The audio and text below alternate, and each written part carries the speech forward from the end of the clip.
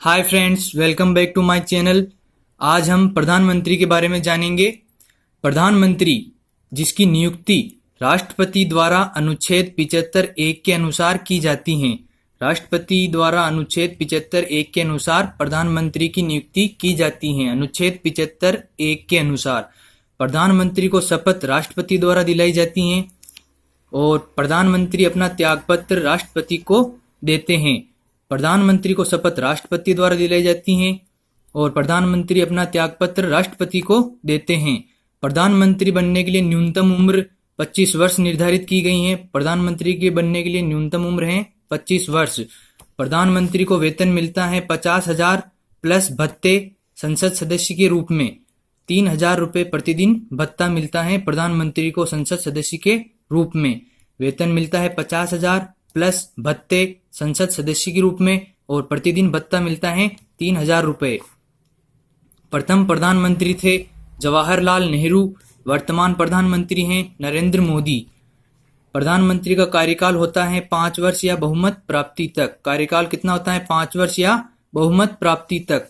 अब प्रधानमंत्री की स्थिति है: देश का वास्तविक कार्यपालिकी प्रधान, बहुमत दल का नेता, मंत्रिमंडल रूपी चक्र की धुरी, केंद्रीय मंत्रिपरिषद का मुखिया, देश की विदेश नीति का निर्धारक, देश की सेनाओं का राजनीतिक प्रधान, देश की सभी योजनाओं नीतियों का अंतिम निर्धारक, योजना आयोग, राष्ट्रीय विकास परिषद, राष्ट्रीय एकता अंतर्राज्यीय परिषद, राष्ट्रीय परिषद का अध्यक्ष। ये प्रधानमंत्री की स्थिति होती है। अब प्रधानमंत्री के कर्तव्य हैं अनुच्छेद 78 में, अर्थात प्रधानमंत्री राष्ट्रपति द्वारा मांगी जाने वाली विभिन्न सूचनाओं को उपलब्ध कराता है अनुच्छेद 78 के अनुसार। ये क्वेश्चन अभी फर्स्ट ग्रेड में आया है कि प्रधानमंत्री राष्ट्रपति द्वारा मांगी गई विभिन्न सूचनाओं को उपलब्ध कराता है, अर्थात प्रधानमंत्री के कर्तव्य किस अनुच्छेद के अंतर्गत आते हैं? अनुच्छेद 78। प्रधानमंत्री राष्ट्रपति और मंत्रिपरिषद के बीच संवाद की मुख्य कड़ी है किस अनुच्छेद के अनुसार? अनुच्छेद 78 के अनुसार। प्रधानमंत्री राष्ट्रपति और मंत्रिपरिषद के बीच संवाद की मुख्य कड़ी है अनुच्छेद 78 के अनुसार। प्रथम गैर कांग्रेसी प्रधानमंत्री थे मोरारजी देसाई 1977 में जनता पार्टी सरकार द्वारा, और राजस्थान में प्रथम गैर कांग्रेसी मुख्यमंत्री थे भैरों सिंह शेखावत 1977। इनकी पार्टी भी थी जनता पार्टी सरकार। प्रथम गैर कांग्रेसी प्रधानमंत्री थे मोरारजी देसाई 1977 जनता पार्टी सरकार। राजस्थान में प्रथम गैर कांग्रेसी सीएम भैरों सिंह शेखावत 1977 जनता पार्टी सरकार। वह प्रधानमंत्री जो पद ग्रहण के समय किसी भी सदन अर्थात संसद के किसी भी सदन, लोकसभा और राज्यसभा के सदस्य नहीं थे, वे हैं पीवी नरसिंह राव 1991 जो कि विधानसभा से सदस्य थे, और एचडी देवगौड़ा 1996। ये दोनों न तो लोकसभा के सदस्य थे न राज्यसभा के सदस्य थे, ये दोनों विधानसभा के सदस्य थे। प्रधानमंत्री एचडी देवगौड़ा 1996 में पद ग्रहण के समय विधानसभा सदस्य थे। नरसिंह राव भी विधानसभा सदस्य थे। पीएम नरसिंह राव के काल में भारत में उदारीकरण का दौर आया 1991 में। उदारीकरण का दौर किस प्रधानमंत्री के काल में आया? नरसिंह राव के काल में 1991 में। नरसिंह राव को 8 भारतीय और 6 विदेशी भाषाओं का ज्ञान था। 8 भारतीय और 6 विदेशी भाषाओं का ज्ञान किस प्रधानमंत्री को था? नरसिंह राव को। पीएम बनने वाले राज्यसभा सांसद या सदस्य, वह प्रधानमंत्री जो राज्यसभा सदस्य होते हुए पीएम बने, पहले थे इंदिरा गांधी, दूसरे थे इंद्र कुमार गुजराल, तीसरे थे मनमोहन सिंह। पीएम बनने वाले प्रथम राज्यसभा सांसद थी इंदिरा गांधी। प्रथम प्रधानमंत्री जो राज्यसभा सांसद से प्रधानमंत्री बनी वह थी इंदिरा गांधी। उसके बाद इंद्र कुमार गुजराल और मनमोहन सिंह, ये राज्यसभा सदस्य थे जो प्रधानमंत्री बने।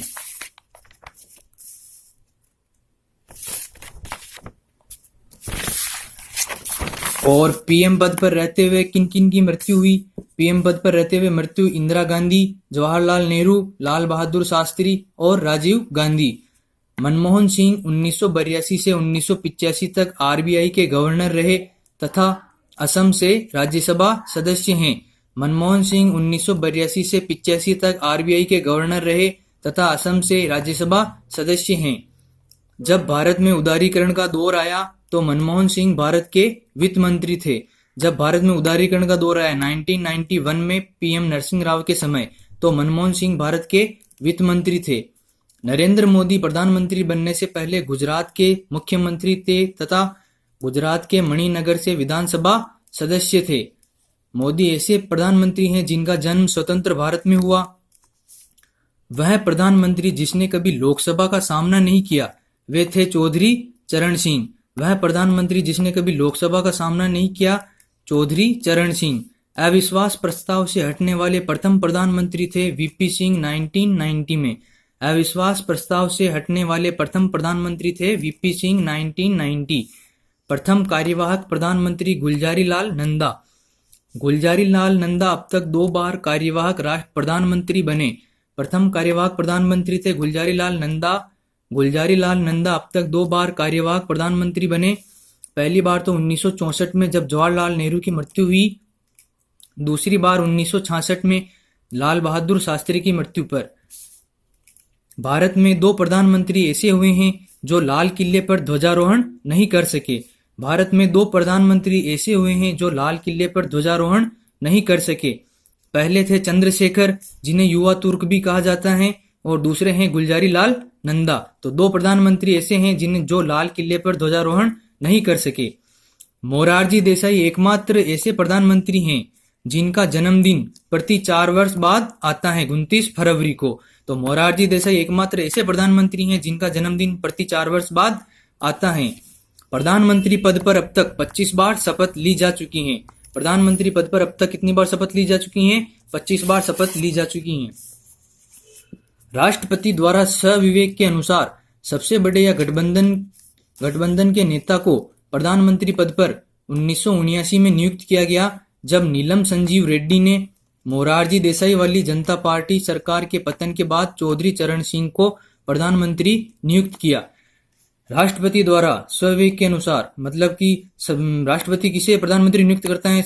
सत्ताधारी दल के नेता को या सबसे बड़े दल के नेता को। तो राष्ट्रपति द्वारा स्वविवेक के अनुसार सबसे बड़े दल या गठबंधन के नेता को प्रधानमंत्री के पद पर सबसे पहले 1979 में नियुक्त किया गया, जब नीलम संजीव रेड्डी ने मोरारजी देसाई वाली जनता पार्टी सरकार के पतन के बाद चौधरी चरण सिंह को प्रधानमंत्री नियुक्त किया। और चौधरी चरण सिंह ऐसे प्रथम प्रधानमंत्री थे जिन्होंने लोकसभा का सामना नहीं किया।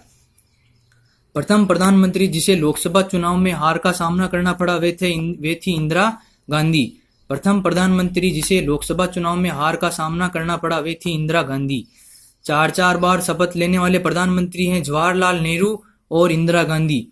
3 बार शपथ लेने वाले प्रधानमंत्री हैं अटल बिहारी वाजपेयी।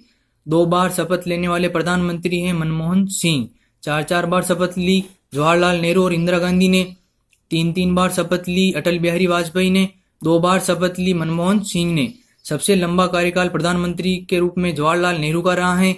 सबसे छोटा कार्यकाल अटल बिहारी वाजपेयी का रहा है।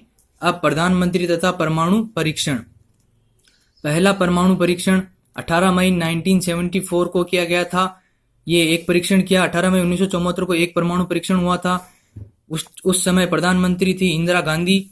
कहाँ किया गया था? राजस्थान के जैसलमेर के पोखरण के खेतोलाई गांव की लुहारों की ढाणी में ये परमाणु परीक्षण संपन्न हुए थे। फिर दूसरा परमाणु परीक्षण हुआ था 11 मई 1998 को। इस समय 3 परमाणु परीक्षण हुए थे। प्रधानमंत्री थे अटल बिहारी वाजपेयी, ये भी यहाँ हुआ था। और तीसरा परमाणु परीक्षण 13 मई 1998 को किया गया था। इस दिन 2 परमाणु परीक्षण हुए थे। प्रधानमंत्री थे अटल बिहारी वाजपेयी। तो कुल 6 परमाणु परीक्षण हुए हैं। 1974 में 1 परमाणु परीक्षण, 1998 में 3, फिर 1998 में 2, तो टोटल 6 परमाणु परीक्षण हुए हैं। भारत का शक्ति स्थल पोखरण जैसलमेर को कहा जाता है। अगर आपको हमारी पोस्ट पसंद आई हो तो हमें लाइक करें, सब्सक्राइब करें। Thank you.